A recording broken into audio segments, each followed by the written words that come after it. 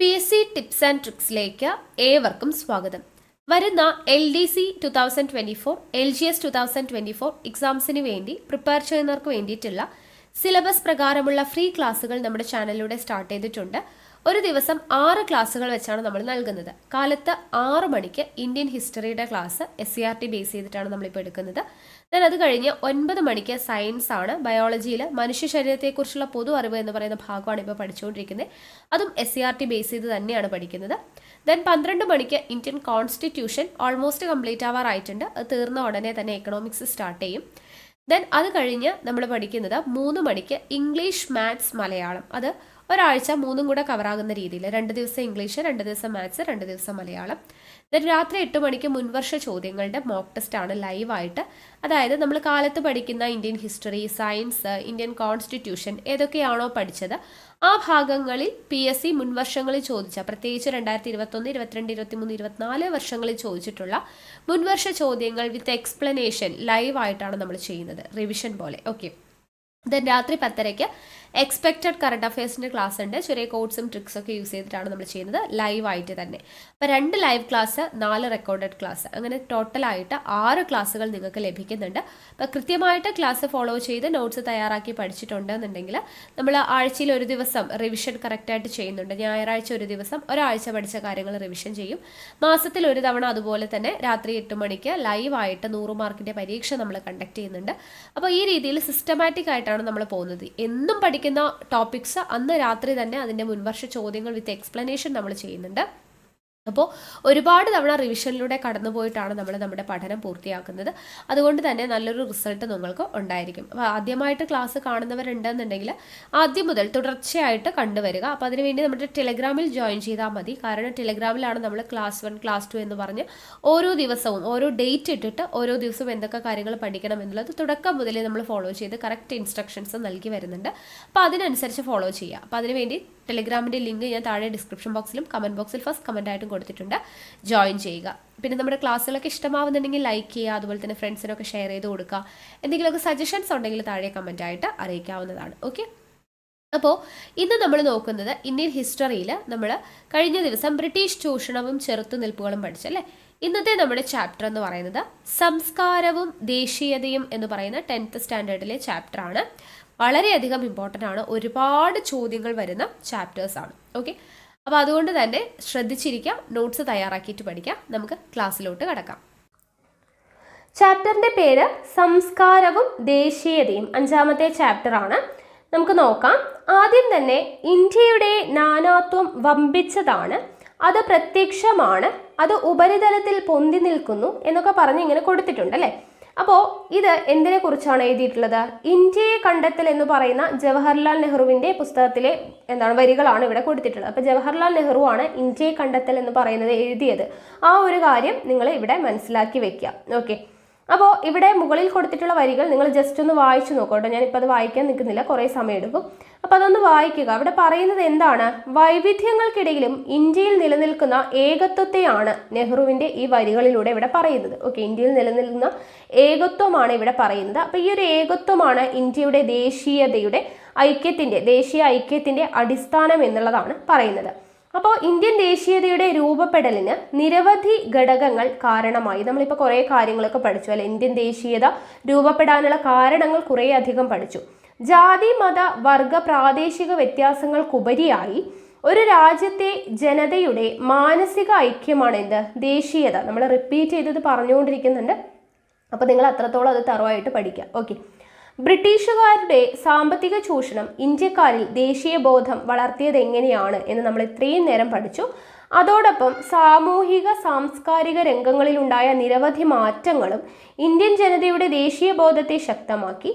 ഇന്ത്യയുടെ ദേശീയതയെ രൂപപ്പെടുത്തിയ വിവിധ സാമൂഹിക സാംസ്കാരിക ഘടകങ്ങളാണ് നമ്മൾ ഈ ഒരു ചാപ്റ്ററിലൂടെ പഠിക്കാനായിട്ട് പോകുന്നത്. ഓക്കെ. അപ്പോൾ ഇവിടെ നോക്കുക. 19ാം നൂറ്റാണ്ടിൽ ഇന്ത്യയിൽ സാംസ്കാരിക രംഗത്തും ആശയതലങ്ങളിലും 2 തരത്തിലുള്ള പ്രതിഷേധങ്ങൾ ഉയർന്നു. എന്തൊക്കെയാണ്? ഒന്ന്, ഇന്ത്യൻ സമൂഹത്തിൽ നിലനിന്നിരുന്ന അസമത്വങ്ങൾക്കും തിന്മകൾക്കും അവകാശ നിഷേധങ്ങൾക്കും എതിരായവ. 2 ഇന്ത്യയിൽ ആധിപത്യം സ്ഥാപിച്ചുകൊണ്ടിരുന്ന സാമ്രാജ്യത്വ ചൂഷണത്തിന് എതിരായവ. ഇത് രണ്ടുമാണ് 19-ാം നൂറ്റാണ്ടിൽ ഇന്ത്യയിൽ സാംസ്കാരിക രംഗത്തും ആശയതലങ്ങളിലും ഉയർന്നു വന്ന 2 പ്രതിഷേധങ്ങൾ എന്ന് പറയുന്നത്. ഇന്ത്യൻ ജനതയുടെ സാംസ്കാരികവും ആശയപരവുമായിട്ടുള്ള ഇടപെടലും പ്രതിഷേധവും സാമൂഹിക ജീവിതം, വർത്തമാന പത്രങ്ങൾ, വിദ്യാഭ്യാസം, സാഹിത്യം, കല തുടങ്ങി വിവിധ മേഖലകളിൽ സ്വാധീനം ചെലുത്തിയിട്ടുണ്ട്. അപ്പോൾ ഈ ഓരോ രംഗങ്ങളിലും ഉണ്ടായ മാറ്റങ്ങൾ ഇന്ത്യയുടെ ദേശീയ ഐക്യത്തിന് വഴിയൊരുക്കി. അപ്പോൾ ഈ ഓരോ രംഗങ്ങളുമാണ് നമ്മളിനി പഠിക്കാനായിട്ട് പോകുന്നത്. ഓക്കെ, വർത്തമാന പത്രങ്ങൾ, സാമൂഹിക ജീവിതം, അങ്ങനെയുള്ള കാര്യങ്ങൾ നോക്കുക. കോളനി ഭരണവും ദേശീയതയും. ഇന്ത്യൻ ജനതയുടെ ജീവിതത്തെയും സംസ്കാരത്തെയും ആഴത്തിൽ അറിയേണ്ടത് തങ്ങളുടെ ഭരണം ശക്തിപ്പെടുത്താൻ അത്യന്താപേക്ഷിതമാണെന്ന് ബ്രിട്ടീഷുകാർ കരുതി. സംസ്കൃതത്തിലും പേർഷ്യനിലും രചിക്കപ്പെട്ട കൃതികൾ വായിച്ചും പരിഭാഷപ്പെടുത്തിയും അവർ ഇന്ത്യയെക്കുറിച്ച് അറിവ് നേടി, അല്ലെ? അപ്പോൾ ഇന്ത്യൻ ജനതയുടെ ജീവിതവും സംസ്കാരവും എന്താണ് എന്നുള്ളത് ആഴത്തിൽ മനസ്സിലാക്കിയാൽ മാത്രമേ ബ്രിട്ടീഷുകാരുടെ ഭരണം ശക്തിപ്പെടുത്താനായിട്ട് പറ്റുകയുള്ളൂ എന്ന് മനസ്സിലാക്കിയ അവർ എന്ത് ചെയ്യുകയാണ്? സംസ്കൃതത്തിലും പേർഷ്യനിലും ഒക്കെ രചിക്കപ്പെട്ട കൃതികൾ വായിച്ചും പരിഭാഷപ്പെടുത്തിയും ഇന്ത്യയെക്കുറിച്ച് നല്ലപോലെ അറിവ് നേടുകയാണ് ബ്രിട്ടീഷുകാർ. കൂടുതൽ പഠനങ്ങൾക്കും ബ്രിട്ടീഷ് ഉദ്യോഗസ്ഥർക്ക് പരിശീലനം നൽകാനും വേണ്ടിയിട്ട് ഇന്ത്യയിലെ വിദ്യാഭ്യാസ രംഗത്ത് ഇടപെടുന്നതിനുമായിട്ട് ബ്രിട്ടീഷുകാർ എന്ത് ചെയ്തു? ചില സ്ഥാപനങ്ങൾ ഉണ്ടാക്കി. അപ്പോൾ ആ സ്ഥാപനങ്ങൾ ഏതൊക്കെയാണ്, അതിൻ്റെ സ്ഥാപകർ ആരൊക്കെയാണ് എന്നുള്ളത് വളരെയധികം ഇമ്പോർട്ടൻ്റ് ആണ്. ഓക്കെ, അപ്പോൾ ബ്രിട്ടീഷ് ഉദ്യോഗസ്ഥർക്ക് പരിശീലനം നൽകുന്നതും അതുപോലെ തന്നെ വിദ്യാഭ്യാസ രംഗത്ത് ഇടപെടുന്നതിനുമായിട്ട് ചില സ്ഥാപനങ്ങൾ ബ്രിട്ടീഷുകാർ ഉണ്ടാക്കി. ആ സ്ഥാപനങ്ങളും അതിൻ്റെ സ്ഥാപകരുമാണ് പറയുന്നത്. ഏഷ്യാറ്റിക് സൊസൈറ്റി ഓഫ് ബംഗാൾ സ്ഥാപിച്ചത് ആരാണ്? വില്യം ജോൺസ് ആണ് കേട്ടോ. ഏഷ്യാറ്റിക് സൊസൈറ്റി ഓഫ് ബംഗാൾ സ്ഥാപിച്ചത് ആരാണ്? വില്യം ജോൺസ് ആണ്. കൽക്കട്ട മദ്രസ സ്ഥാപിച്ചത് വാറൻ ഹേസ്റ്റിങ്സ് ആണ്. കൽക്കട്ട മദ്രസയുടെ സ്ഥാപകൻ വാറൻ ഹേസ്റ്റിങ്സ് ആണ്. ബനാറസ് സംസ്കൃത കോളേജ് ജൊനാഥൻ ഡങ്കൻ ആണ്. ഓക്കെ, ജൊനാഥൻ ഡങ്കൻ ആണ് ബനാറസ് സംസ്കൃത കോളേജിന്റെ സ്ഥാപകൻ. ഒരു ടേബിള് ഇമ്പോർട്ടൻ്റ് ആണ് കേട്ടോ. എന്നാൽ ഇതിലൂടെ മാത്രം ഇന്ത്യയെ പൂർണ്ണമായി മനസ്സിലാക്കുവാൻ ആവില്ലെന്ന് ആര് തിരിച്ചറിഞ്ഞു? ബ്രിട്ടീഷുകാർ തിരിച്ചറിഞ്ഞു. വ്യാപാര വളർച്ചയ്ക്കായി ഇന്ത്യയുടെ സാമൂഹിക രംഗത്ത് ബ്രിട്ടൻ കൂടുതൽ ഇടപെടണമെന്ന് സ്വതന്ത്ര വ്യാപാരത്തിനായി വാദിക്കുന്ന ചിന്തകർ ആവശ്യപ്പെട്ടു. ജനപിന്തുണയില്ലാതെ ശക്തമായ പരിഷ്കാരങ്ങൾ ഇന്ത്യയിൽ നടപ്പിലാക്കാനാവില്ലെന്ന് ബ്രിട്ടൻ മനസ്സിലാക്കി. തുടർന്ന് ഇന്ത്യൻ ജനതയിൽ ഒരു വിഭാഗത്തിന്റെ പിന്തുണ നേടാൻ അവർ ശ്രമിച്ചു. അതിനുവേണ്ടിയാണ് അവർ എന്ത് ചെയ്യുന്നത്? ഇംഗ്ലീഷ് വിദ്യാഭ്യാസം നടപ്പിലാക്കുന്നത്. അപ്പോൾ ജനങ്ങളുടെ പിന്തുണയുണ്ടെങ്കിൽ മാത്രമാണ് ബ്രിട്ടീഷ് ഭരണം ഇവിടെ നല്ല രീതിയിൽ കൊണ്ടുപോകാനായിട്ട് പറ്റുകയുള്ളൂ എന്ന് മനസ്സിലാക്കി അവർ എന്ത് ചെയ്യുകയാണ്? ചില ജനങ്ങളുടെയെങ്കിലും കുറച്ച് ജനങ്ങളുടെയെങ്കിലും പിന്തുണ കിട്ടാനായിട്ട് ഇംഗ്ലീഷ് വിദ്യാഭ്യാസം നടപ്പിലാക്കി.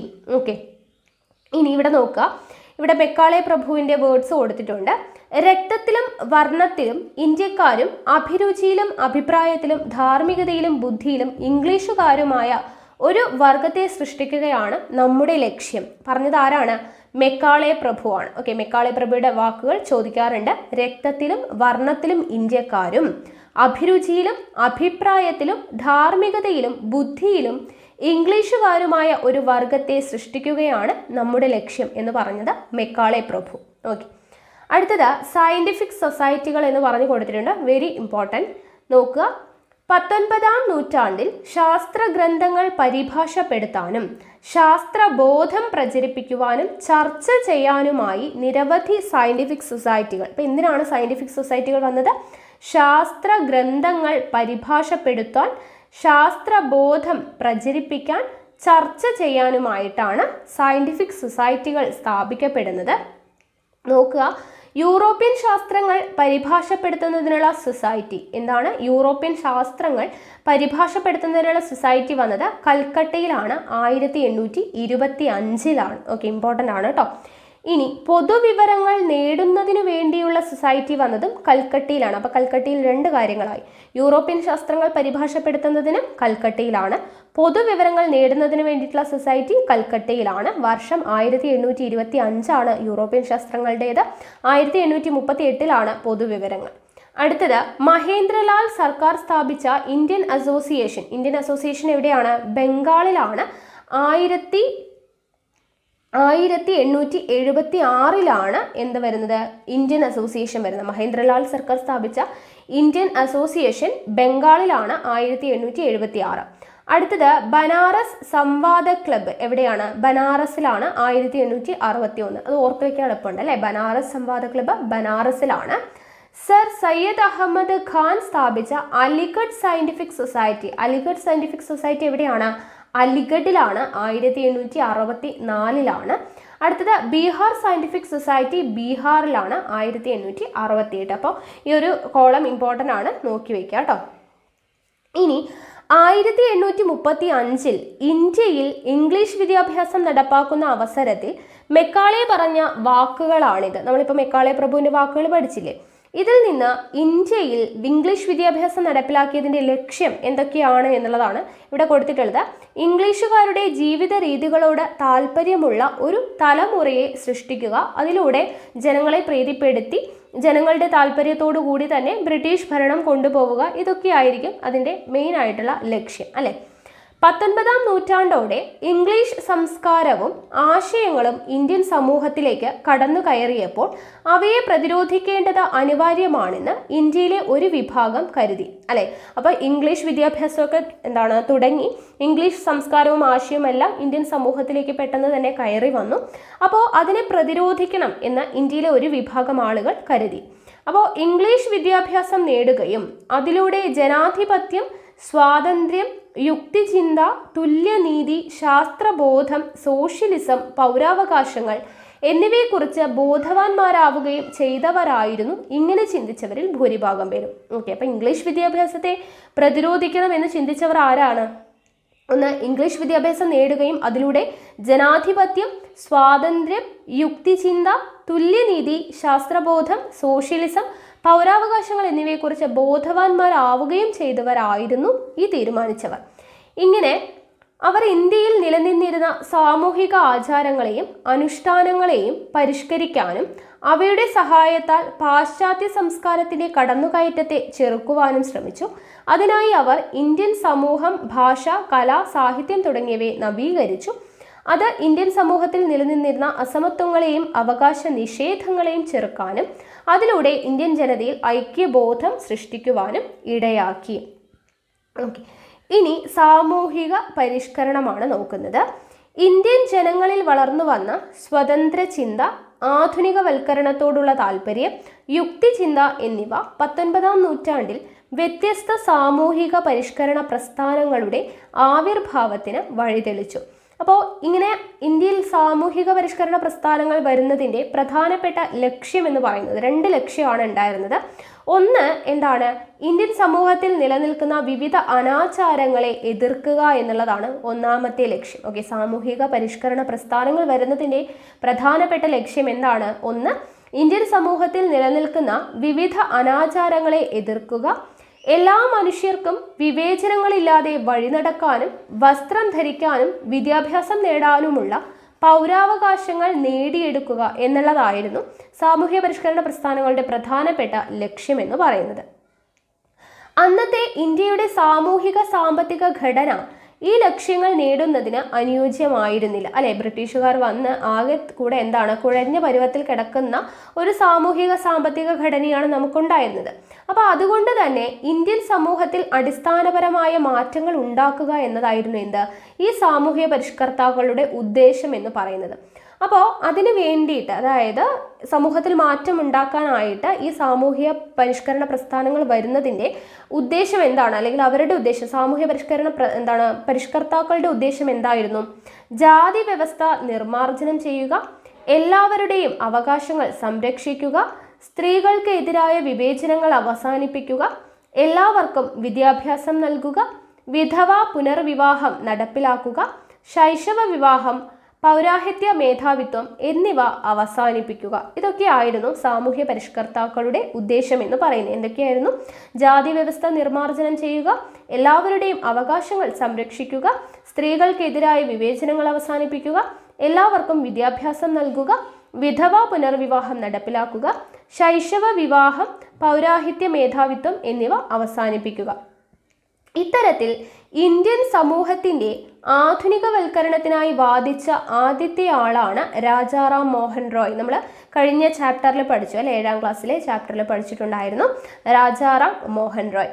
ജാതി വ്യവസ്ഥയെയും സതി എന്ന ദുരാചാരത്തെയും ശക്തമായി എതിർത്ത ആളാണ് രാജാറാം മോഹൻ റോയ്. അദ്ദേഹം ബംഗാളിൽ ബ്രഹ്മസമാജം എന്ന പ്രസ്ഥാനം സ്ഥാപിച്ചു. അത് നമ്മൾ പറഞ്ഞു. വിവിധ ജാതികളിലായി വിഭജിക്കപ്പെട്ട അന്നത്തെ ഇന്ത്യൻ സമൂഹത്തിന്റെ സ്ഥാനത്ത് ഒരൊറ്റ ഇന്ത്യൻ സമൂഹം എന്ന ആശയം പ്രചരിപ്പിക്കാനാണ് അദ്ദേഹം ശ്രമിച്ചത്. ഒരൊറ്റ ഇന്ത്യൻ സമൂഹം എന്ന ആശയം പ്രചരിപ്പിക്കാനായിട്ട് ശ്രമിച്ചത് രാജാറാം മോഹൻ റോയ് ആണ്. ഇത് ഇന്ത്യക്കാരിൽ രാജ്യസ്നേഹം വളരാനുള്ള സാഹചര്യം സൃഷ്ടിച്ചു. അങ്ങനെ രാഷ്ട്രീയത്തിന്റെ ഐക്യവും സാമൂഹിക പരിഷ്കരണത്തിന്റെ ലക്ഷ്യമായി മാറി. രാഷ്ട്രത്തിന്റെ ഐക്യം എന്തായിട്ട് മാറി? സാമൂഹിക പരിഷ്കരണത്തിന്റെ ലക്ഷ്യമായി മാറി. സ്ത്രീകളുടെ പദവി ഉയർത്തുന്നതിനായി അവർക്ക് സ്വത്തിനുമേൽ അവകാശം നൽകണമെന്ന് അദ്ദേഹം ആവശ്യപ്പെട്ടു.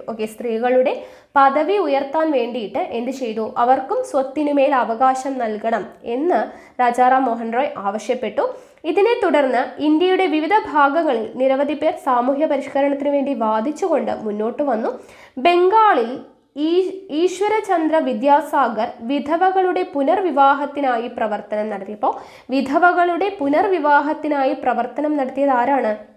ബംഗാളിൽ ഈശ്വരചന്ദ്ര വിദ്യാസാഗർ ആണ്.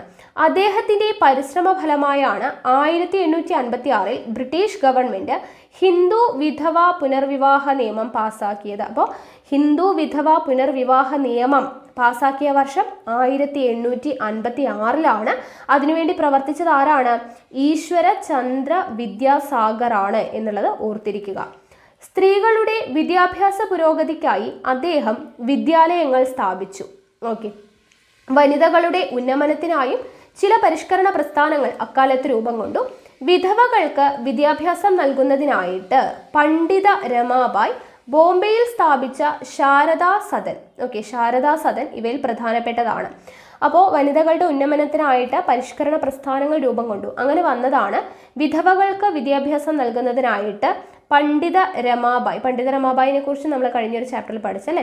അപ്പോൾ പണ്ഡിത രമാബായ് വിധവകൾക്ക് വിദ്യാഭ്യാസം നൽകുന്നതിനായിട്ട് മുന്നോട്ട് വന്ന ആളാണ് പണ്ഡിത രമാബായ്. അവർ സ്ഥാപിച്ചത് എന്താണ്? ബോംബെയിൽ ശാരദാ സദൻ സ്ഥാപിച്ചു. അക്കാലത്ത് രൂപം കൊണ്ട വിവിധ പരിഷ്കരണ പ്രസ്ഥാനങ്ങളെയും അതിന് നേതൃത്വം നൽകിയവരുമാണ് നമുക്കിവിടെ ഒരു കോളമായിട്ട് തന്നിട്ടുള്ളത്. വളരെ വളരെ ഇമ്പോർട്ടൻ്റ് ആയിട്ടുള്ളതാണ്. ഇവിടെ നിന്നും നമുക്ക് എന്തായാലും ചോദ്യങ്ങൾ വരുന്ന ഒരു ഏരിയ ആണ്. അപ്പോൾ നമുക്ക് നോക്കാം. ആര്യസമാജം എന്ന് പറയുന്ന പരിഷ്കരണ പ്രസ്ഥാനം ആരാണ്? സ്വാമി ദയാനന്ദ സരസ്വതിയാണ് ആര്യസമാജം സ്ഥാപിക്കുന്നത്.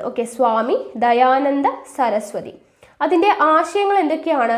വിഗ്രഹാരാധന, ശൈശവ വിവാഹം എന്നിവയെ എതിർത്തു. വിഗ്രഹാരാധന, ശൈശവ വിവാഹം എന്നിവയെ എതിർത്തുകൊണ്ട് ആര്യസമാജം എന്ന് പറയുന്ന പരിഷ്കരണ പ്രസ്ഥാനം കൊണ്ടുവന്നത് സ്വാമി ദയാനന്ദ സരസ്വതിയാണ്. അടുത്തത് രാമകൃഷ്ണ മിഷൻ. നമ്മൾ കഴിഞ്ഞ ചാപ്റ്ററിൽ സ്വാമി വിവേകാനന്ദന്റെ ഗുരുവാണ് ശ്രീരാമകൃഷ്ണ പരമഹംസൻ. അദ്ദേഹത്തിന്റെ ആശയങ്ങളോട് അതിനോടുള്ളതുമായിട്ടാണ് രാമകൃഷ്ണ മിഷൻ കൊണ്ടുവന്നത് എന്നൊക്കെ നമ്മൾ പഠിച്ചു. അപ്പോൾ രാമകൃഷ്ണ മിഷൻ സ്വാമി വിവേകാനന്ദനാണ് കൊണ്ടുവന്നത്. അതിൻ്റെ ആശയങ്ങൾ എന്തൊക്കെയാണ്? ജാതി വ്യവസ്ഥ, അനാചാരങ്ങൾ എന്നിവയെ എതിർത്തു. സ്വാതന്ത്ര്യം, സമത്വം, സ്വതന്ത്ര ചിന്ത എന്നിവ പ്രോത്സാഹിപ്പിച്ചു. സ്വാതന്ത്ര്യം, സമത്വം, സ്വതന്ത്ര ചിന്ത എന്നിവ പ്രോത്സാഹിപ്പിച്ചു. അടുത്തത് അലിഗഡ് പ്രസ്ഥാനം. അലിഗഡ് പ്രസ്ഥാനം കൊണ്ടുവന്നത് സർ സയ്യദ് അഹമ്മദ് ഖാനാണ്. ഇത് നമ്മൾ കഴിഞ്ഞ ക്ലാസ്സിൽ പഠിച്ചല്ലേ, കഴിഞ്ഞ ചാപ്റ്ററിൽ പഠിച്ചല്ലേ. അലിഗഡ് പ്രസ്ഥാനം കൊണ്ടുവന്നത് സർ സയ്യദ് അഹമ്മദ് ഖാനാണ്. ഇന്ത്യയിലെ മുസ്ലിങ്ങളുടെ സാമൂഹികവും വിദ്യാഭ്യാസപരവുമായിട്ടുള്ള പുരോഗതിക്കായി വാദിച്ച ആളാണ് സർ സയ്യദ് അഹമ്മദ് ഖാൻ അലിഗഡ് പ്രസ്ഥാനത്തിലൂടെ. അടുത്തത് പ്രാർത്ഥനാ സമാജം. പ്രാർത്ഥനാ സമാജം ആത്മാറാം പാണ്ഡുരംഗ് ആണ് കൊണ്ടുവന്നത്. പ്രാർത്ഥനാ സമാജം സ്ഥാപിച്ചത് ആത്മാറാം പാണ്ഡുരംഗ്. എന്തായിരുന്നു ആശയങ്ങൾ? മിശ്രഭോജനം, മിശ്രവിവാഹം, വിധവ പുനർവിവാഹം, സ്ത്രീകളുടെ പിന്നാക്ക ജനവിഭാഗങ്ങളുടെയും പുരോഗതി എന്നിവയ്ക്കായിട്ട് നിലകൊണ്ടു. അടുത്തത് തിയോസഫിക്കൽ സൊസൈറ്റി, ആനി ബെസന്റ് ആണ്. തിയോസഫിക്കൽ സൊസൈറ്റി കൊണ്ടുവന്നത് ആനി ബെസന്റ് ആണ്. ഹിന്ദു മതത്തിന്റെ പുനരുദ്ധാനത്തിനായി നിലകൊണ്ടതാണ് തിയോസഫിക്കൽ സൊസൈറ്റി. ഹിന്ദു മതത്തിന്റെ പുനരുദ്ധാനത്തിനായി നിലകൊണ്ടു. അടുത്തത് ഹിതകാരിണി സമാജം. സ്ഥിരം ചോദിക്കുന്നതാണ്, വീരേശലിംഗമാണ്. വിധവാ പുനർവിവാഹത്തിനും സ്ത്രീകളുടെ വിദ്യാഭ്യാസത്തിനുമായി പ്രചാരണം നടത്തി. ഓക്കെ, ഹിതകാരിണി സമാജം, വീരേശലിംഗം. അടുത്തത് സത്യശോധക് സമാജം നമ്മൾ പഠിച്ചു, ജ്യോതിബ ഫൂലെയാണ്. ദുരാചാരങ്ങളെയും പുരോഹിത മേധാവിത്വത്തെയും എതിർത്തു. പിന്നാക്ക വിഭാഗക്കാർക്കായി വിദ്യാലയങ്ങൾ ആരംഭിച്ചു. അടുത്തത് സ്വാഭിമാന പ്രസ്ഥാനം, EV രാമസ്വാമി നായ്ക്കറാണ്. ഓക്കെ, EV രാമസ്വാമി നായ്ക്കറാണ് സ്വാഭിമാന പ്രസ്ഥാനം. ബ്രാഹ്മണ മേധാവിത്വത്തെയും ജാതി വ്യവസ്ഥയെയും എതിർത്തു. ദെൻ ശ്രീനാരായണ ധർമ്മ പരിപാലന യോഗം, ശ്രീനാരായണ ഗുരുവാണ് എന്ന് നമുക്കറിയാം. എന്തൊക്കെയാണ് ആശയങ്ങൾ? ജാതി വ്യവസ്ഥയെയും ദുരാചാരങ്ങളെയും എതിർത്തു. പിന്നാക്ക ജനവിഭാഗങ്ങളുടെ സാമൂഹികവും വിദ്യാഭ്യാസപരവുമായിട്ടുള്ള പുരോഗതിക്കായി നിലകൊണ്ടു. ഓക്കെ, അപ്പോൾ ഒരു ടേബിൾ വളരെയധികം ഇമ്പോർട്ടൻ്റ് ആണ്, നോട്ട് ചെയ്ത് വെച്ചേക്കാം. ഇനി അടുത്തത് സാമൂഹ്യ പരിഷ്കർത്താക്കളുടെയും പരിഷ്കരണ പ്രസ്ഥാനങ്ങളുടെയും പ്രവർത്തന ഫലമായി ഇന്ത്യയിൽ നിലനിന്നിരുന്ന നിരവധി അനാചാരങ്ങളെ നിയമം മൂലം നിരോധിക്കാൻ ബ്രിട്ടീഷുകാർ എന്ത് ചെയ്തു? നിർബന്ധിതരായി. അവ ഏതൊക്കെ കാര്യങ്ങളാണ് ബ്രിട്ടീഷുകാർ നിരോധിക്കാനായിട്ട് നിർബന്ധിതരായത് എന്നുള്ളത് നോക്കുക. ഏതൊക്കെയാണ്? പെൺശിശുഹത്യ നിരോധിച്ചു, സതി നിരോധിച്ചു, വിധവ പുനർവിവാഹം നടപ്പിലാക്കി, അടിമത്തം നിരോധിച്ചു, ശൈശവ വിവാഹവും ബഹുഭാര്യത്വവും നിരോധിച്ചു, 12 വയസ്സിന് താഴെ പ്രായമുള്ള പെൺകുട്ടികളുടെ വിവാഹത്തിന് വിലക്ക് ഏർപ്പെടുത്തി. ഓക്കെ, ഇതൊക്കെയാണ് ബ്രിട്ടീഷുകാർ നടപ്പിലാക്കിയത്. ഓക്കെ, ഇനി നോക്കുക, ഇന്ത്യയിലെ പരിഷ്കരണ പ്രസ്ഥാനങ്ങൾ മുന്നോട്ട് വച്ച ആശയങ്ങൾ ഇന്ത്യക്കാരിൽ ദേശീയബോധം സൃഷ്ടിക്കാൻ കാരണമായത് എങ്ങനെയാണ് എന്നുള്ളതിൻ്റെ സൂചനയാണ് കൊടുത്തിട്ടുള്ളത്. ജാതി വ്യവസ്ഥയോടുള്ള എതിർപ്പ്, തുല്യാവകാശങ്ങൾക്ക് വേണ്ടിയുള്ള വാദം, ഇതൊക്കെ നമ്മളിപ്പോൾ പറഞ്ഞതാണ് അല്ലേ. ഓക്കെ, ഇനി പത്രങ്ങൾ ദേശത്തെ ഒന്നാക്കുന്നു. പത്രങ്ങളെക്കുറിച്ചാണ് പറയുന്നത് കേട്ടോ. ഇന്ത്യൻ പൗരന് അവൻ്റെ സ്വാഭാവികത നഷ്ടമായി, അവൻ്റെ ജീവരക്തം വരണ്ടുണങ്ങി, അർദ്ധപട്ടിണിക്കാരനും അർദ്ധനഗ്നനുമാണവൻ. സ്വാദിഷ്ടമായ ഒരു വിഭവം അവന് ലഭിക്കുന്നില്ല. അവൻ്റെ വസ്ത്രങ്ങൾ കീറിപ്പറഞ്ഞിരിക്കുന്നു. പരിതാപകരമാണ് അവൻ്റെ അവസ്ഥ. അപ്പോൾ ബംഗാളിലെ ആദ്യകാല വർത്തമാന പത്രമായിട്ടുള്ള സുലഭ് സമാചാറിൽ വന്ന ഒരു വാർത്തയാണ് നമ്മളിപ്പോൾ വായിച്ചത്. ബ്രിട്ടീഷ് ഭരണത്തിൻ്റെ ഫലമായി ഇന്ത്യക്കാർക്കുണ്ടായ അവസ്ഥ ആണ് ഈ വാർത്തയിൽ കാണിക്കുന്നത്. ഇത്തരത്തിലുള്ള നിരവധി പ്രശ്നങ്ങൾ അക്കാലത്തെ വർത്തമാന പത്രങ്ങൾ ഇന്ത്യൻ ജനതയുടെ മുന്നിൽ എത്തിച്ചിട്ടുണ്ട്. അപ്പോൾ ഈ ദേശീയ സമരകാലത്തെ പ്രധാനപ്പെട്ട പത്രങ്ങൾ എന്തൊക്കെ കാര്യങ്ങളാണ് ചെയ്തത് എന്നുള്ളതാണ് പറയുന്നത്. ദേശീയ സമരകാലത്തെ പത്രങ്ങൾ എന്തൊക്കെയാണ് ചെയ്തത്? ഇന്ത്യയുടെ ഓരോ ഭാഗത്തും നടക്കുന്ന അടിച്ചമർത്തലിനെയും മർദ്ദക ഭരണത്തെയും കൂട്ടക്കൊലയെയും കുറിച്ച് ഇന്ത്യയിലെമ്പാടുമുള്ള ജനങ്ങൾക്ക് വിവരം നൽകി.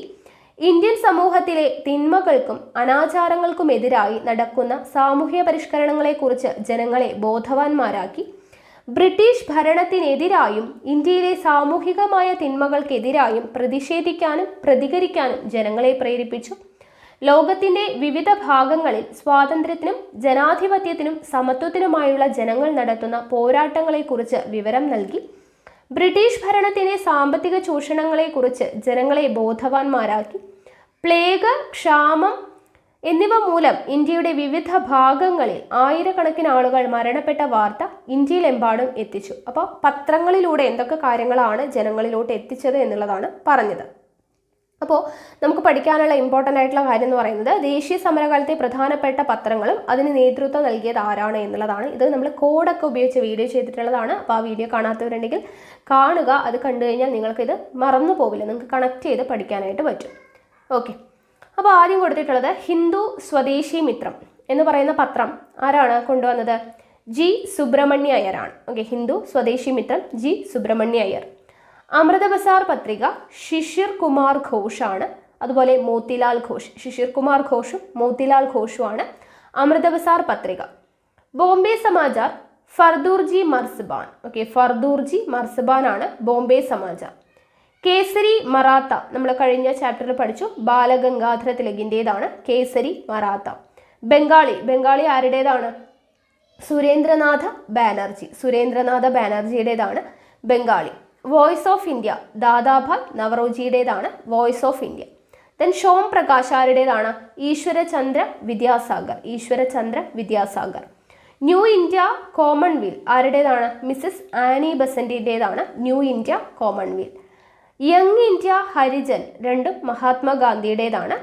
അൽ ഹിലാൽ മൗലാന അബ്ദുൽ കലാം ആസാദിൻ്റെതാണ് അൽ ഹിലാൽ. വന്ദേ മാതരം ലാല ലജ്പത് റായുടേതാണ്. വന്ദേ മാതരം. നേഷൻ എന്ന് പറയുന്നത് ഗോപാലകൃഷ്ണ ഗോഖലെയുടേതാണ്. ഓക്കെ, അപ്പോൾ പത്രം ആ ഒരു കോളം വളരെയധികം ഇമ്പോർട്ടൻ്റ് ആണ്, പഠിച്ചു വയ്ക്കുക. ഇന്ത്യൻ ദേശീയ പ്രസ്ഥാനവും അതിൻ്റെ നേതാക്കളും തങ്ങളുടെ ആശയങ്ങൾ ജനങ്ങളിലേക്ക് എത്തിക്കാൻ ആശ്രയിച്ച പ്രധാന മാർഗം വർത്തമാന പത്രങ്ങളാണ്. അക്കാലത്ത് പത്രങ്ങൾ പ്രസിദ്ധീകരിക്കുന്നത് സാമൂഹിക സേവനമായാണ് കരുതിയിരുന്നത്. ബ്രിട്ടീഷ് ഗവൺമെന്റിന്റെ നയങ്ങളെ അവ എതിർക്കുകയും ശക്തമായി വിമർശിക്കുകയും ചെയ്തു. ബ്രിട്ടീഷ് ഗവൺമെന്റിന്റെ നയങ്ങളെ എതിർക്കുകയും ശക്തമായി വിമർശിക്കുകയും ചെയ്തു. ദേശീയ കാഴ്ചപ്പാടോടുകൂടിയ പത്രങ്ങൾക്ക് ഇന്ത്യയിൽ തുടക്കം കുറിച്ചത് രാജാറാം മോഹൻ റോയ് ആണ്. അപ്പോൾ ദേശീയ കാഴ്ചപ്പാടോടുകൂടിയ പത്രങ്ങൾക്ക് ഇന്ത്യയിൽ തുടക്കം കുറിച്ചത് ആരാണ്? രാജാറാം മോഹൻ റോയ് ആണ്. അദ്ദേഹം ബംഗാളി ഭാഷയിൽ ആരംഭിച്ച സംവാദ് കൗമുദി, പേർഷ്യൻ ഭാഷയിൽ പുറത്തിറക്കിയ മിറാത്ത് ഉൽ അക്ബർ. അപ്പോൾ രാജാറാം മോഹൻ റോയുടെ 2 പത്രങ്ങളാണ് സംവാദ് കൗമുദി ബംഗാളി ഭാഷ, പേർഷ്യൻ ഭാഷയിലുള്ള മിറാത്തുൽ അക്ബർ എന്നിവ സാമൂഹ്യ പരിഷ്കരണം, ദേശീയത, ജനാധിപത്യം തുടങ്ങിയ ആശയങ്ങൾക്ക് ഊന്നൽ നൽകി. ഇവയുടെ പാത പിന്തുടർന്ന് നിരവധി പത്രങ്ങൾ വിവിധ ഭാഷകളിൽ പുറത്തിറങ്ങി. ഇവയിൽ ഭൂരിഭാഗവും പ്രസിദ്ധീകരിച്ചത് സാമൂഹ്യ പരിഷ്കരണ പ്രസ്ഥാനത്തിൻ്റെയും ദേശീയ പ്രസ്ഥാനത്തിൻ്റെയും നേതാക്കളായിരുന്നു. വർത്തമാന പത്രങ്ങളുടെ ശക്തി മനസ്സിലാക്കിയ ബ്രിട്ടീഷ് ഗവൺമെന്റ് അവയെ നിയന്ത്രിക്കാൻ പല ശ്രമങ്ങളും നടത്തി. അതിൽ പ്രധാനപ്പെട്ടതാണ് 1878 ലിട്ടൺ പ്രഭു നടപ്പാക്കിയ പ്രാദേശിക ഭാഷാ പത്ര നിയമം. ഓക്കെ, അപ്പോൾ വർത്തമാന പത്രങ്ങളുടെ ശക്തി മനസ്സിലാക്കിയ ബ്രിട്ടീഷ് ഗവൺമെന്റ് എന്ത് ചെയ്തു? അവയെ നിയന്ത്രിക്കാൻ വേണ്ടിയിട്ട് ഒരു നിയമം കൊണ്ടുവന്നു. 1878 ലിട്ടൺ പ്രഭു ആണ് കൊണ്ടുവന്നത് പ്രാദേശിക ഭാഷാ പത്ര നിയമം. ഓക്കെ, അപ്പോൾ അങ്ങനെ ഒരു ആക്ട് കൊണ്ടുവന്നു. ഇതിലൂടെ പ്രാദേശിക ഭാഷകളിൽ പ്രസിദ്ധീകരിക്കുന്ന പത്രങ്ങൾക്ക് കർശനമായ നിയന്ത്രണങ്ങൾ ഏർപ്പെടുത്തി. ഇതിനെതിരെ ശക്തമായ പ്രക്ഷോഭം ഉയർന്നു വരികയും ഗവൺമെന്റ് അത് പിൻവലിക്കുകയും ചെയ്തു. അക്കാലത്ത് പത്രങ്ങൾ വായിക്കുന്നതും അതിലെ വാർത്തകൾ പ്രചരിപ്പിക്കുന്നതും പത്രങ്ങളെ സംരക്ഷിക്കുന്നതും ദേശീയ സ്വാതന്ത്ര്യ സമരത്തിന്റെ ഭാഗമായാണ് ജനങ്ങൾ കണക്കാക്കിയിരുന്നത്. ഓക്കെ, അപ്പോൾ വാർത്തകൾ അല്ലെങ്കിൽ പത്രങ്ങൾ നിരോധിക്കാൻ വേണ്ടിയിട്ടാണ് ഇങ്ങനൊരു ആക്ട് കൊണ്ടുവന്നത്. അപ്പോൾ അങ്ങനെ അതിനെതിരായിട്ട് ഇതിനെതിരെ ശക്തമായിട്ടുള്ള പ്രതിഷേധം എല്ലാം ഉയർന്നു വന്നു. അപ്പോൾ എന്ത് ചെയ്യും? ഈ പത്രങ്ങൾ വായിക്കരുത് എന്നുള്ളൊരു നയം കൊണ്ടുവരുമ്പോഴത്തേനും അക്കാലത്തെ പത്രങ്ങൾ വായിച്ചാൽ, അതുപോലെ തന്നെ അതിലുള്ള വാർത്തകൾ പ്രചരിപ്പിക്കുക, പത്രങ്ങൾ സൂക്ഷിച്ചു വയ്ക്കുക, ഇതെല്ലാം ദേശീയ സ്വാതന്ത്ര്യ സമരത്തിന്റെ ഭാഗമാണ് എന്നാണ് ജനങ്ങൾ കണക്കാക്കിയിരുന്നത് എന്നാണ് പറയുന്നത്. ഓക്കെ, അപ്പോൾ പത്രങ്ങളുടെ കാര്യം പഠിച്ചു. ഇനി വിദ്യാഭ്യാസത്തെക്കുറിച്ചാണ് പറയുന്നത്. നോക്കുക, ആദ്യം നമുക്കൊരു 3 കോട്ട്സ് കൊടുത്തിട്ടുണ്ട്. ശരിയായ വിദ്യാഭ്യാസം ലഭിക്കുമെങ്കിൽ ഇന്ത്യൻ ജനത എല്ലാവരുടെയും ആദരവിന് പാത്രമാകും. ആരുടെ വാക്കുകളാണ്? രാജാറാം മോഹൻ റോയ്. രാജാറാം മോഹൻ റോയ് വളരെയധികം ഇമ്പോർട്ടൻ്റ് ആണ്. വേർഡ്സ് ഒക്കെ പഠിച്ചു വയ്ക്കുക കേട്ടോ. ഇത്രയും കാര്യങ്ങൾ നമ്മൾ പഠിച്ചില്ലേ, അപ്പോൾ എല്ലാ കാര്യങ്ങളും കൂടെ ചേർത്തൊരു നോട്ട് ഉണ്ടാക്കുക. ശരിയായ വിദ്യാഭ്യാസം ലഭിക്കുമെങ്കിൽ ഇന്ത്യൻ ജനത എല്ലാവരുടെയും ആദരവിന് പാത്രമാകും എന്ന് പറഞ്ഞത് രാജാറാം മോഹൻ റോയ് ആണ്. അടുത്തത് കേശബ് ചന്ദ്ര സെന്നിന്റെ വാക്കുകളാണ്. എന്താണ്? പാവപ്പെട്ടവനും പണക്കാരനും വിദ്യാഭ്യാസം നേടിയാൽ തങ്ങൾക്കെതിരെയുള്ള കടന്നാക്രമണവും ക്രൂരതയും അടിച്ചമർത്തലും ഒറ്റക്കെട്ടായി നിന്ന് ചെറുക്കാൻ അവർക്ക് കഴിയും. ആരാണ് പറഞ്ഞത്? കേശബ് ചന്ദ്ര സെൻ ആണ്. ദെൻ വീരേശലിംഗത്തിന്റെ വാക്കുകളാണ്. വിദ്യാസമ്പന്നർ മാറ്റത്തിന്റെ വക്താക്കളാണ് എന്ന് പറഞ്ഞത് വീരേശലിംഗമാണ്. ഓക്കെ, ഇനി നോക്കുക, വിദ്യാഭ്യാസത്തിന്റെ പ്രസക്തിയെയും ആവശ്യകതയെയും കുറിച്ച് വിവിധ സാമൂഹ്യ പരിഷ്കർത്താക്കളുടെ കാഴ്ചപ്പാടുകളാണ് നമ്മളിപ്പോൾ കണ്ടത്. അപ്പോൾ വിദ്യാഭ്യാസം എന്തിനെല്ലാം സഹായകമാകും? ഇതൊക്കെ നമുക്ക് അറിയുന്നതാണ് അല്ലേ? സമൂഹത്തിൽ മാറ്റങ്ങൾ ഉണ്ടാക്കാൻ, ഐക്യം നിലനിർത്താൻ എല്ലാം സഹായിക്കുന്നതാണ് വിദ്യാഭ്യാസം എന്ന് പറയുന്നത്. ദേശീയ വിദ്യാലയങ്ങൾ സ്ഥാപിക്കുക എന്നതായിരുന്നു ദേശീയ ബോധം വളർത്താനുള്ള പ്രധാനപ്പെട്ട മാർഗം അല്ലെ? ദേശീയ വിദ്യാലയങ്ങൾ സ്ഥാപിക്കുക എന്നുള്ളത്. അതിലൂടെ മതേതര വിദ്യാഭ്യാസം എല്ലാ വിഭാഗക്കാർക്കും നൽകാൻ കഴിഞ്ഞു. 1884 GG അഗാർക്കർ, ബാലഗംഗാധര തിലക്, മഹാദേവ ഗോവിന്ദ റാനഡെ എന്നിവർ ചേർന്ന് പൂനെയിൽ സ്ഥാപിച്ച ഡെക്കാൻ എഡ്യൂക്കേഷൻ സൊസൈറ്റി ദേശീയ കാഴ്ചപ്പാടോടെ ഇന്ത്യയിൽ രൂപീകൃതമായ വിദ്യാഭ്യാസ സ്ഥാപനത്തിന് ഉദാഹരണമാണ്. അപ്പോൾ ദേശീയ കാഴ്ചപ്പാടോടുകൂടി ഇന്ത്യയിൽ രൂപീകൃതമായ വിദ്യാഭ്യാസ സ്ഥാപനത്തിന് ഉദാഹരണം ആണ് പൂനെയിൽ സ്ഥാപിച്ച ഡെക്കാൻ എഡ്യൂക്കേഷൻ സൊസൈറ്റി. ആരൊക്കെ ചേർന്നാണ്? 1884 GG അഗാർക്കർ, ബാലഗംഗാധര തിലക്, മഹാദേവ ഗോവിന്ദ റാനഡെ എന്നിവർ ചേർന്നിട്ടാണ് ഡെക്കാൻ എഡ്യൂക്കേഷൻ സൊസൈറ്റി സ്ഥാപിക്കുന്നത്. 1884 ഇന്ത്യക്കാരുടെ സാമൂഹികവും രാഷ്ട്രീയവും സാംസ്കാരികവുമായിട്ടുള്ള പുരോഗതിക്ക് ആധുനിക വിദ്യാഭ്യാസം അനിവാര്യമാണെന്ന് അതിൻ്റെ സ്ഥാപകർക്ക് ഉത്തമ ബോധ്യം ഉണ്ടായിരുന്നു. അപ്പോൾ ഇവിടെ ഡെക്കാൻ എന്താണ് എഡ്യൂക്കേഷൻ സൊസൈറ്റിയുടെ മുദ്രയൊക്കെ ഇവിടെ കൊടുത്തിട്ടുണ്ട്. ഇതൊന്ന് ജസ്റ്റ് നോക്കി വെക്കുക. ഡെക്കാൻ എഡ്യൂക്കേഷൻ സൊസൈറ്റി സ്ഥാപിച്ച ഫർഗൂസൺ കോളേജ് പൂനെ എന്ന് പറഞ്ഞ് കൊടുത്തിട്ടുണ്ട്. ജസ്റ്റ് ഒന്ന് നോക്കുക കേട്ടോ. ഇനി 1905 ബംഗാൾ വിഭജനത്തെ തുടർന്ന് ആരംഭിച്ച സ്വദേശി പ്രസ്ഥാനം ദേശീയ വിദ്യാഭ്യാസത്തിന്റെ വളർച്ചയ്ക്കായി നിരവധി വിദ്യാലയങ്ങൾ സ്ഥാപിച്ചു. 1916 DK കാർവേ മഹാരാഷ്ട്രയിൽ ഇന്ത്യയിലെ ആദ്യത്തെ വനിതാ സർവകലാശാല സ്ഥാപിച്ചു. അപ്പോൾ ഇന്ത്യയിലെ ആദ്യത്തെ വനിതാ സർവകലാശാല ആരാണ് സ്ഥാപിച്ചത്? 1916 DK കാർവേ ആണ്. എവിടെയാണ്? മഹാരാഷ്ട്രയിലാണ് ആദ്യത്തെ വനിതാ സർവകലാശാല സ്ഥാപിക്കുന്നത്. സ്ത്രീകളുടെ ഉന്നമനത്തിന് വിദ്യാഭ്യാസം അനിവാര്യമാണെന്ന കാഴ്ചപ്പാടിന്റെ അടിസ്ഥാനത്തിലാണ് അത് സ്ഥാപിച്ചത്. ഇതിനെ തുടർന്ന് അനേകം വിദ്യാലയങ്ങൾ ഇന്ത്യയുടെ വിവിധ ഭാഗങ്ങളിൽ രൂപം കൊണ്ടു. പാശ്ചാത്യ വിദ്യാഭ്യാസത്തോടും സാമൂഹിക അനാചാരങ്ങളോടുള്ള എതിർപ്പും ദേശീയമായ കാഴ്ചപ്പാടും ഇവയുടെ മുഖമുദ്രയായിരുന്നു. അപ്പോൾ ഇവിടെ ഇമ്പോർട്ടൻ്റ് ആയിട്ടുള്ളത് ഇന്ത്യയിലെ ആദ്യത്തെ വനിതാ സർവകലാശാല ഏതാണ്? മഹാരാഷ്ട്രയിൽ 1916 DK കാർവേ ആണ് സ്ഥാപിച്ചത് എന്നുള്ളത് ഇമ്പോർട്ടൻ്റ് ആണ് കേട്ടോ. രവീന്ദ്രനാഥ ടാഗോർ ബംഗാളിൽ സ്ഥാപിച്ച വിശ്വഭാരതി സർവകലാശാല. അപ്പോൾ രവീന്ദ്രനാഥ ടാഗോർ സ്ഥാപിച്ചതാണ് വിശ്വഭാരതി സർവകലാശാല. എവിടെയാണ്? ബംഗാളിലാണ്. രാഷ്ട്രങ്ങളുടെ അതിരുകൾക്കപ്പുറത്തുള്ള അന്തർദേശീയ സാഹോദര്യത്തിന് ഊന്നൽ നൽകിയ കോളേജാണ് വിശ്വഭാരതി സർവകലാശാല. പാശ്ചാത്യവും പൗരസ്ത്യവുമായിട്ടുള്ള സംസ്കാരങ്ങൾ യോജിപ്പിച്ചുകൊണ്ടുള്ള വിദ്യാഭ്യാസ രീതിയായിരുന്നു ഇതിലൂടെ ടാഗോർ ലക്ഷ്യമിട്ടത്. എന്താണ്? പാശ്ചാത്യവും പൗരസ്ത്യവുമായിട്ടുള്ള സംസ്കാരങ്ങൾ യോജിപ്പിച്ചുകൊണ്ടുള്ള വിദ്യാഭ്യാസ രീതിയാണ് രവീന്ദ്രനാഥ ടാഗോർ ലക്ഷ്യമിട്ടത്. ഇന്ത്യൻ ദേശീയ പ്രസ്ഥാനം ഗാന്ധിജിയുടെ നേതൃത്വത്തിൽ ശക്തി പ്രാപിച്ച കാലഘട്ടത്തിൽ മൗലാന മുഹമ്മദ് അലി ഷൗക്കത്ത് അലി, ഡോക്ടർ സക്കീർ ഹുസൈൻ, MA അൻസാരി എന്നിവരുടെ നേതൃത്വത്തിൽ അലിഗഡിൽ സ്ഥാപിച്ച വിദ്യാഭ്യാസ കേന്ദ്രമായിരുന്നു ജാമിഅ മില്ലിയ ഇസ്ലാമിയ. ഓക്കെ, എന്താണ് നോക്കുക.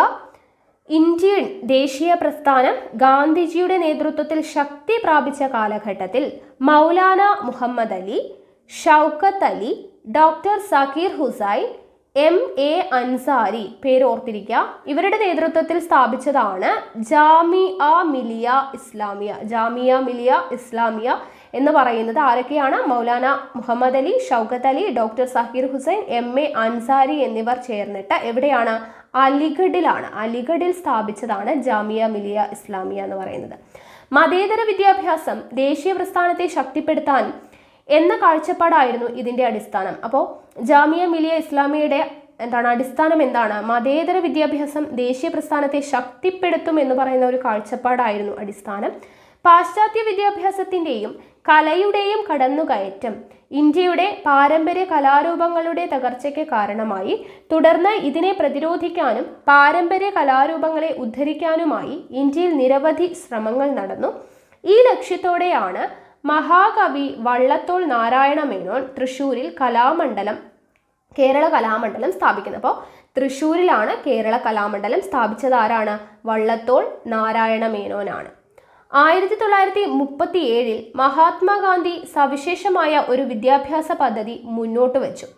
വാർധ വിദ്യാഭ്യാസ പദ്ധതി എന്നറിയപ്പെട്ട ഇതിന്റെ ലക്ഷ്യം തൊഴിലധിഷ്ഠിത വിദ്യാഭ്യാസമായിരുന്നു.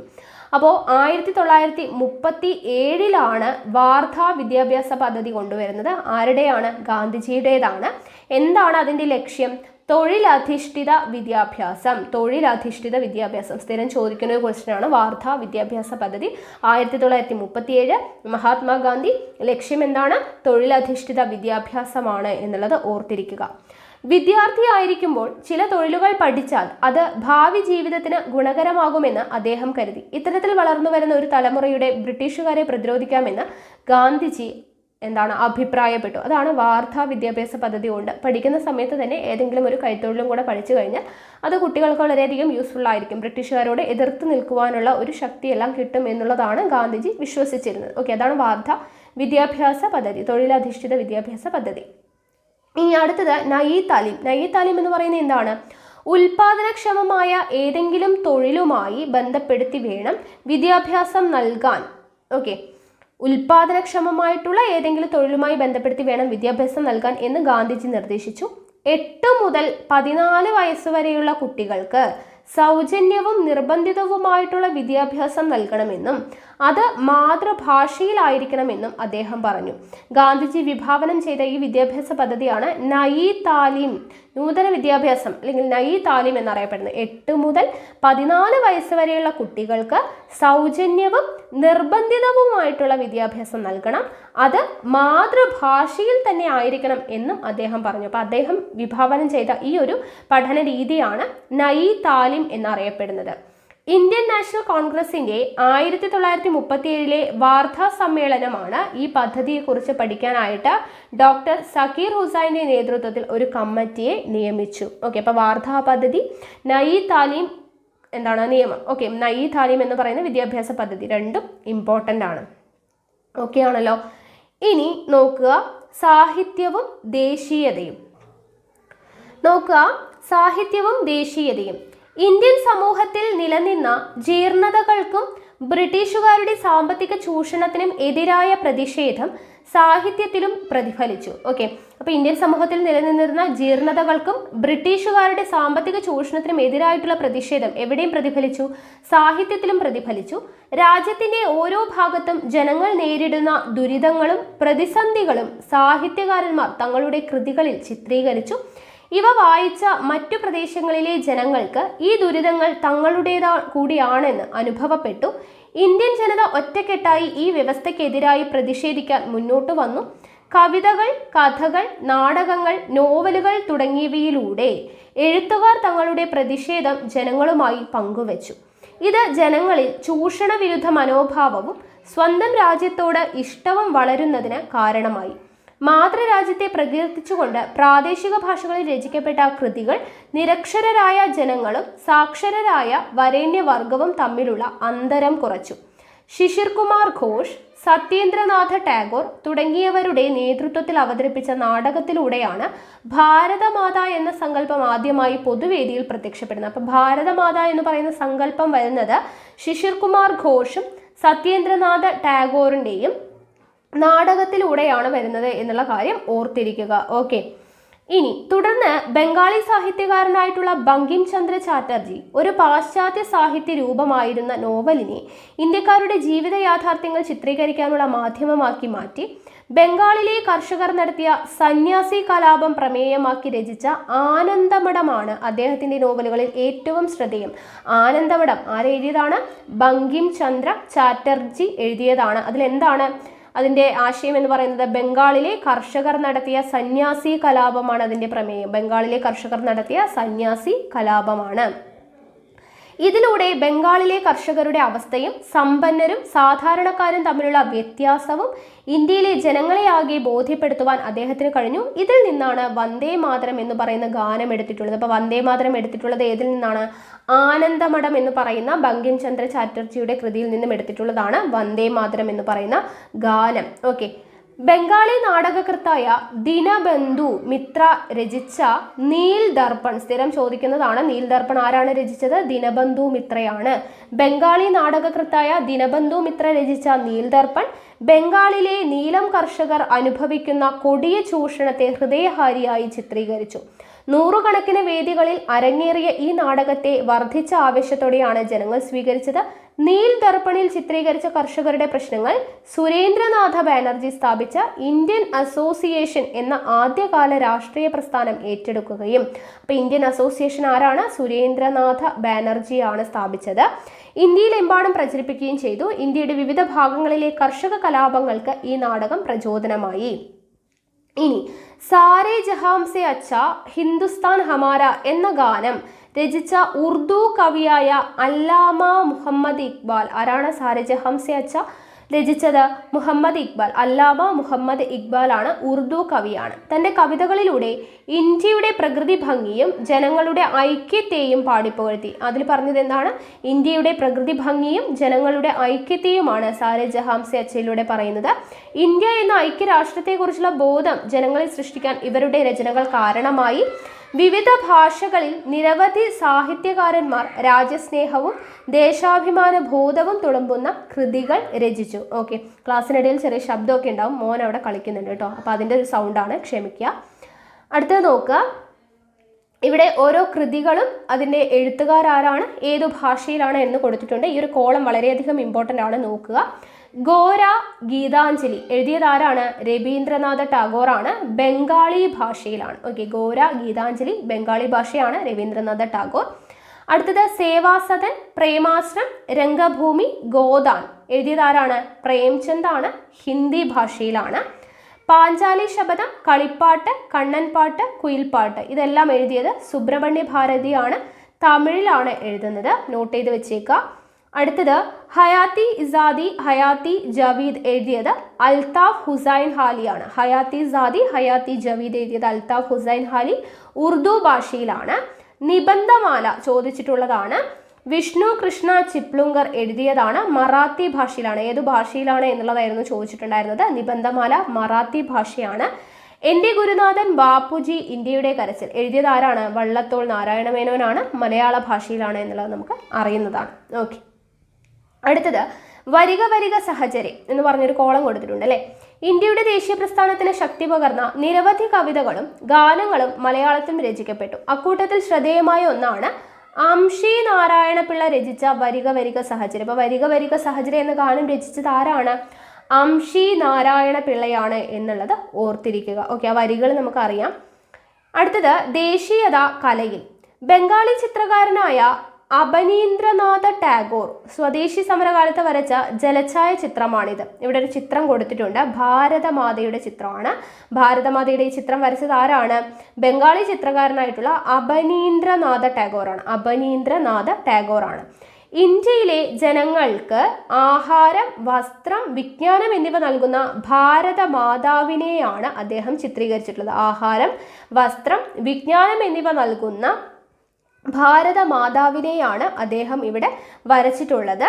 നോക്കുക, ഈ ചിത്രം നമുക്ക് നോക്കിയാൽ അറിയാനായിട്ട് പറ്റും.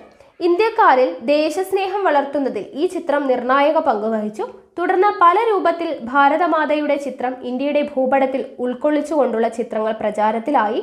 ഇന്ത്യൻ ചിത്രകലയെ പാശ്ചാത്യ സ്വാധീനത്തിൽ നിന്ന് മോചിപ്പിക്കുവാനും ഭാരതീയ സംസ്കാരത്തിലും ദേശീയ പാരമ്പര്യത്തിലും അടിയുറച്ച പൗരസ്ത്യ ചിത്രകലയുടെ പ്രോത്സാഹനത്തിനുമായി അദ്ദേഹം കൊൽക്കത്തയിൽ Indian society of oriental arts സ്ഥാപിച്ചു. അപ്പോൾ Indian society of oriental arts സ്ഥാപിച്ചത് ആരാണ്?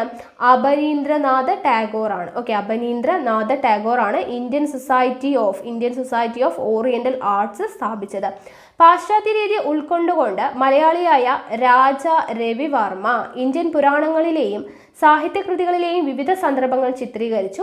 ഇന്ത്യയിലെ ശ്രദ്ധേയമായ സാഹിത്യകൃതികളിൽ നിന്നും ചരിത്ര സംഭവങ്ങളിൽ നിന്നുമാണ് സന്ദർഭങ്ങളെയാണ് നന്ദലാൽ ബോസ് തൻ്റെ ചിത്രങ്ങൾക്ക് വിഷയമാക്കിയിട്ടുള്ളത്. സതി ആയിരുന്നു അദ്ദേഹത്തിൻ്റെ ഏറ്റവും ശ്രദ്ധേയമായത്. അപ്പോൾ നന്ദലാൽ ബോസിൻ്റെ ശ്രദ്ധേയമായത് ഏതാണ് ചിത്രം? സതിയാണ്. ഇന്ത്യയിൽ നിലനിന്ന ദുരാചാരങ്ങളിൽ ഒന്നായ സതി അനുഷ്ഠിക്കുന്ന ഒരു സ്ത്രീയുടെ ചിത്രമാണിത്. ഇവിടെ കൊടുത്തിട്ടുണ്ട് അല്ലേ. അപ്പോൾ സതി അനുഷ്ഠിക്കുന്ന ഒരു ചിത്രമാണ് കൊടുത്തിട്ടുള്ളത്. അപ്പോൾ അതെന്താണ്? നന്ദലാൽ ബോസ് ആണ് അത് വരച്ചിട്ടുള്ളത്. ഇന്ത്യയിൽ നിലനിന്നിരുന്ന ദുരാചാരങ്ങളിൽ ഒന്നായി സതി അനുഷ്ഠിക്കുന്ന ഒരു സ്ത്രീയുടെ ചിത്രമാണ്. ആരെയും സ്പർശിക്കുന്ന ഈ ചിത്രം ദുരാചാരങ്ങൾക്കെതിരായ മനോഭാവം ഇന്ത്യക്കാരിൽ വളർത്താൻ കാരണമായി.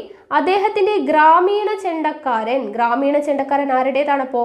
നന്ദലാൽ ബോസിൻ്റെതാണ്. സതി, ഗ്രാമീണ ചെണ്ടക്കാരൻ രണ്ടും നന്ദലാൽ ബോസിൻ്റെതാണ്.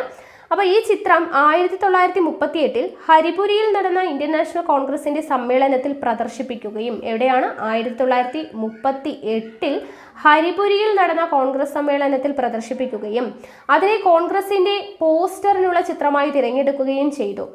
ഇന്ത്യയുടെ ഗ്രാമങ്ങളിലെ ജീവിത ദുരിതങ്ങളാണ് വെളിച്ചം കുറഞ്ഞ വർണ്ണങ്ങളിൽ അമൃത ഷേർഗിൽ ചിത്രീകരിച്ചത്. ഓക്കെ, അപ്പോൾ ഇന്ത്യയുടെ ഗ്രാമങ്ങളിലെ ജീവിത ദുരിതങ്ങളാണ് ഗ്രാമീണ ചെണ്ടക്കാരൻ എന്ന് പറയുന്ന ചിത്രങ്ങളിലൂടെ കാണിക്കുന്നത്. അപ്പോൾ ഇന്ത്യയിലെ ജീവിതത്തെയും സംസ്കാരത്തെയും ചിത്രീകരിച്ച് ഇവരുടെ സൃഷ്ടികൾ ഇന്ത്യക്കാരുടെ മനസ്സിൽ ഒരൊറ്റ ഇന്ത്യയുടെ ചിത്രം വരച്ചു. അപ്പോൾ ചിത്രങ്ങളൊക്കെ നമ്മൾ കണ്ടു അല്ലേ. ഗ്രാമീണ ചെണ്ടക്കാരൻ്റെ ചിത്രം നോക്കൂ, നന്ദലാൽ ബോസിൻ്റെ ചിത്രം കൊടുത്തിട്ടുണ്ട്. അതുപോലെ തന്നെ ഇവിടെ സ്വാമി നന്ദലാൽ ബോസിൻ്റെ ചിത്രം, സതി എന്ന് പറയുന്ന നന്ദലാൽ ബോസിൻ്റെ ചിത്രം ഇവിടെ കൊടുത്തിട്ടുണ്ട്. അതുപോലെ തന്നെ ഇവിടെ രാജ രവിവർമ്മയുടെ കാളിദാസൻ്റെ ശകുന്തളത്തിൽ നിന്നുള്ള രംഗം അങ്ങനെ കൊടുത്തിട്ടുണ്ട്. ഓക്കെ, അപ്പോൾ പിക്ചറൊക്കെ ഒന്ന് ജസ്റ്റ് നോക്കുക.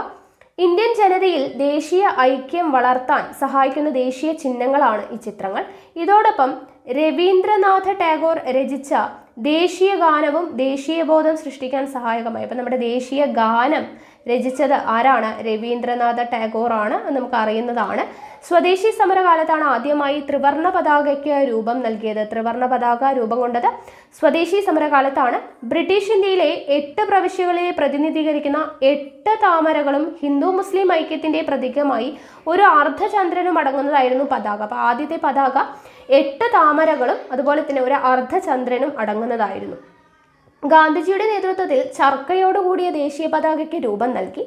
ഇന്ത്യൻ ജനതയുടെ സ്വാശ്രയത്വത്തിന്റെയും വിദേശാധിപത്യത്തിനെതിരായ പ്രതിഷേധത്തിന്റെയും പ്രതീകമായിരുന്നു എന്ത്?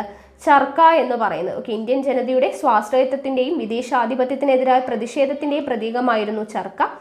1947 ഇന്നത്തെ ത്രിവർണ പതാക സ്വീകരിച്ചത് അല്ലെ. 1947 ഇന്നത്തെ ത്രിവർണ പതാക സ്വീകരിച്ചത്.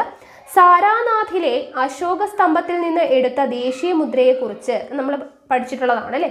അപ്പൊ സാരാനാഥിലെ അശോക സ്തംഭത്തിൽ നിന്നാണ് ദേശീയ മുദ്ര എടുത്തിട്ടുള്ളത്. ദേശീയ ഗീതങ്ങളും ചിത്രങ്ങളും ചിഹ്നങ്ങളും ഇന്ത്യയുടെ സ്വാതന്ത്ര്യ പ്രക്ഷോഭത്തിലുടനീളം ഉപയോഗിക്കപ്പെട്ടു. ഇത് ഇന്ത്യൻ ജനതയിൽ ദേശീയബോധം വളർത്തുന്നതിൽ നിർണായക പങ്കുവഹിച്ചു. ഇന്ത്യൻ ദേശീയത ആവിർഭവിച്ചത് 19-ാം നൂറ്റാണ്ടിലാണെങ്കിലും സ്വാതന്ത്ര്യത്തിന് വേണ്ടിയുള്ള ദേശീയ സമരം ആരംഭിക്കുന്നത് വളരെ മുൻപ് തന്നെയാണ്. ഇന്ത്യൻ ജനത ഒരു രാഷ്ട്രത്തെക്കുറിച്ചുള്ള സങ്കല്പങ്ങൾ രൂപപ്പെടുത്തിയിരുന്നു. തങ്ങൾക്ക് പരമാധികാരമുള്ള രാജ്യത്ത് ഇന്ത്യയുടെ ആധുനികവൽക്കരണം നടപ്പിലാക്കാൻ അവർ ആഗ്രഹിച്ചു. സ്വാതന്ത്ര്യവും സമത്വവും പരമാധികാരവും നേടുവാനുള്ള ഇന്ത്യൻ ജനതയുടെ തീവ്രമായ ആഗ്രഹം സാഹിത്യം, കല, വിദ്യാഭ്യാസം, പത്രപ്രവർത്തനം, സാമൂഹ്യ പരിഷ്കരണം എന്നീ മേഖലകളിൽ പ്രതിഫലിച്ചു. ഇത് ഇന്ത്യൻ ദേശീയതയ്ക്ക് ഉണർവേകി. ഓക്കെ, അപ്പോൾ ഇവിടെ ദേശീയ പതാകയുടെയും ദേശീയ മുദ്രയുടെയും എല്ലാം ചിത്രം കൊടുത്തിട്ടുണ്ട്. ഇവിടെ നോക്കുക, മാഡം കാമയും ത്രിവർണ പതാകയും എന്ന് പറഞ്ഞു കൊടുത്തിട്ടുണ്ട്. ഇന്ത്യൻ സ്വാതന്ത്ര്യ പ്രസ്ഥാനത്തിന് നേതൃത്വം നൽകിയ ധീര വനിതകളിൽ ഒരാളാണ് ആര്? മാഡം ഭിക്കാജി കാമ അല്ലെ. മാഡം ഭിക്കാജി കാമ ഒരു അന്താരാഷ്ട്ര വേദിയിൽ ഇന്ത്യയുടെ ത്രിവർണ പതാക ആദ്യമായി ഉയർത്തിയത് ആരാണ്? മാഡം ഭിക്കാജി കാമയാണ് കേട്ടോ. ഒരു അന്താരാഷ്ട്ര വേദിയിൽ ഇന്ത്യയുടെ ത്രിവർണ പതാക ആദ്യമായി ഉയർത്തിയത് അവരായിരുന്നു. 1907 ജർമ്മനിയിലെ സ്റ്റഡ്ഗട്ടിൽ വെച്ച് നടന്ന 2ാം ഇന്റർനാഷണൽ ഡേ സമ്മേളനത്തിലാണ് ത്രിവർണ പതാക ഉയർത്തിയത്. അപ്പോൾ ഈ ഒരു കോളം ഇമ്പോർട്ടൻ്റ് ആണ്, പഠിച്ചു വെക്കുക. ഓക്കെ, അപ്പോൾ ഇത്രയും കാര്യങ്ങളാണ് നമുക്ക് ഈ ഒരു ചാപ്റ്ററിലൂടെ പഠിക്കാനായിട്ട് ഉള്ളത്. ഓക്കെ, അപ്പോൾ നമ്മൾ സംസ്കാരവും ദേശീയതയും എന്ന് പറയുന്ന 10th 5th ചാപ്റ്റർ കംപ്ലീറ്റ് ചെയ്തു.